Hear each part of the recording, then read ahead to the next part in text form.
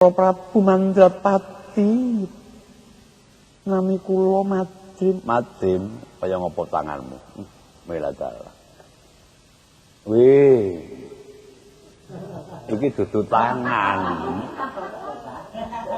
awang iki tekenku tok kakek aku nek iki kepiye lho lah lak ngono weh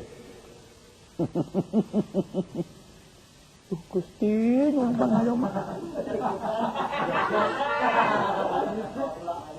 Gong tanganmu tukno lho Gong tangan gombale nggo apa kuwi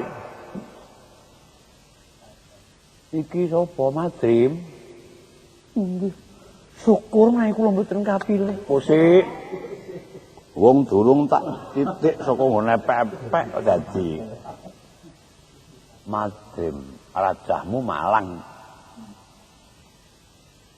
ana galer dawa pas nggon driji penengah sing nggoke marang disentik manis rada bengkong sawetara sing nurut tuding cendak ora tekan pucuking kuku la iki sebel besok kowe mungkin lodrat duwe anak loro inggih ngajeng ya anak loro iki ya ora repot ning ngopeni duh ewo nang najan repot sing ngopeni kuwi dudu karepku dadi aku Pandu wonten pengendika ing ngadhawuh mati ora tak pilih amarga besok mati mungkin lodrat anake loro dadi aku ora kepengin mung duwe anak loro aja dadi atimu ya Madrim ora tak pilih wis jagat yo Bathara duh Gusti Yang Maha Agung mutlak panuwun tanpa pindhan dene mekaten kula saged luar saking dalang guning kawilane mugi-mugi jagat saisinipun antuk senana naminipun ngantos sampun ngantos kula sesinggulan tangan kalian tiyang ing saweke mawon nyepeng epek-epek kula gemrimbing kasar ya wis ora dadi ngopo anu Pandu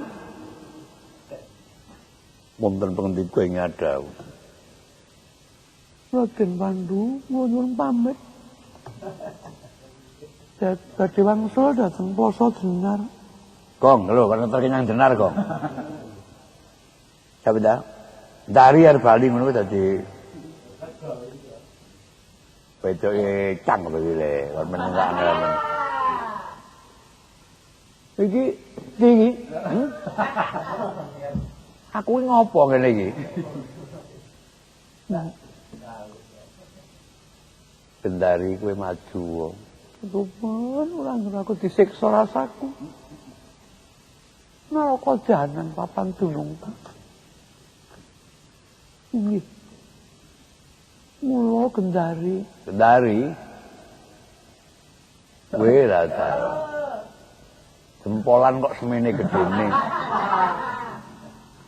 pancen menika jempolan kula agengipun semanten menika Paduka ora gelo iki Gusti aku dudu bab jempolan bab liyane kok jempolan iki dudu sawijining bab kang wigati kaya ngopo epek-epekmu lu aja dikipatke dia epek-epekmu wela dal rajae Segara Muncar iki sing kiwa apa sing tengen to iki kula aturi ngendika piyambak menawa kiwa menawa tengen lho ayo Gusti aku tak marep sik oh iki sing kiwa iki sing tengen wae lah yen sing tengen ning raja iki kudu sing kiwa iki monggo raja mengatur menika awon menika mboten prayogi dipun pilih Gusti tak titike ya Raja Segara Muncar kuwi ora beda kaya raja Gabah Sinawur. Gabah Sinawur kuwi bakale sugih rezeki. Banjur cedhak pok ing jempolan ana raja sing sinebut Kalacakra. Lah iki uga bakal gedhe kasihate.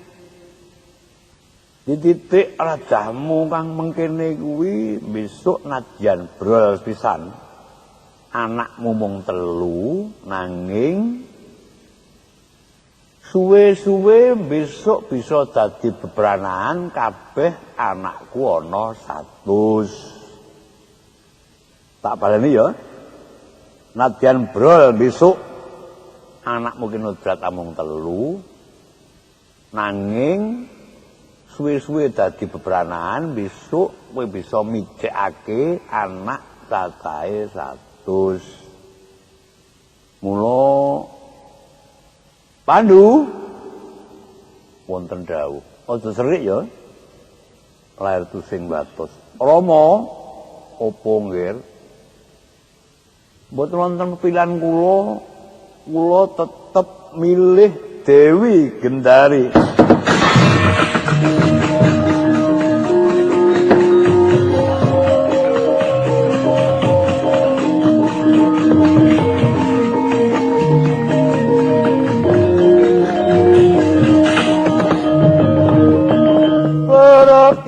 Patuko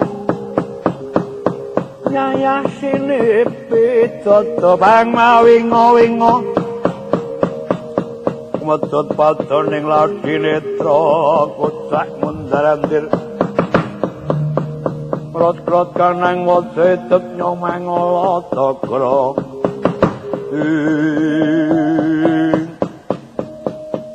Jagat Dewa Bathara Pandu Opo Gendari ora ngira jebul sing bagus mung praupamu nanging kowe tetelo kang ngletak bebudenmu ya kowe menungso kang kendholo asor derajatmu aling-alingen pitungkase Kakang Prabu Gendara yen to aku marang negara Ngastina kuwi dadi boyonganing Pandu anane aku gelem dadi putri boyongan ing pengangkahku kepengin tok pek bojo. Lah kok jebul tinemune aku mung tok entokake menungso kang ora genep tandriyane kang anandang tata netra. Lho kowe aja muni-muni Gendari. Pulo-pulo bejane awakku kudu nglakoni kaya mengkene. Nadyan tak ketunono mapan kabeh wis padha nyekseni aku kudu dipilih dening Sang Sestarastra. Nanging upataku Seksenana ya Pandu. Upataku Seksenana. Yen lakon aku atut-untut kelawan kakangmu si Destarastra. Samangsa kowe duwe anak lan aku duwe anak, besok turunku lan turunmu muga-muga dadi satru bebuyutan.